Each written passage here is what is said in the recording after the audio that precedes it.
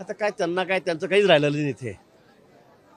हाती गेली पोथी गेलेली आहे. त्यांना बडबड करण्याशिवाय काही दुसरा उद्योग राहिलेला नाही आहे.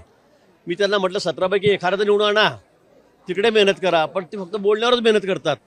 काय बोलू काय नाही त्यापेक्षा जरा मैदानात या, ग्राउंडवर या, लोकांमध्ये जा.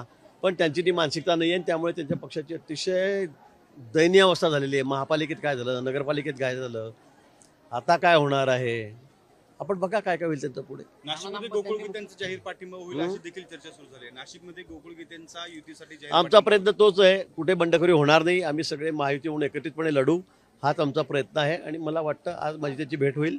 भेट झाल्यानंतर अंतिम निर्णय त्या ठिकाणी होईल. दाम्पत्यांनी मुख्यमंत्र्यांची भेट घेतली की सुनेत्रा पवारांची राज्यसभेची जागा रिकामी होणार आहे, त्यासाठी दावेदारी करते अशा बरीच सूत्रांकडून माहिती समोर आली. ठीक आहे, असेल मला काही माहिती त्या बाबतीमध्ये. ठीक.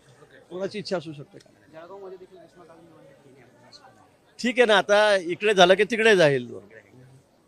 इकडचा सॉल्व्ह प्रॉब्लेम झाला की तिकडचा सॉल्व्ह होईल.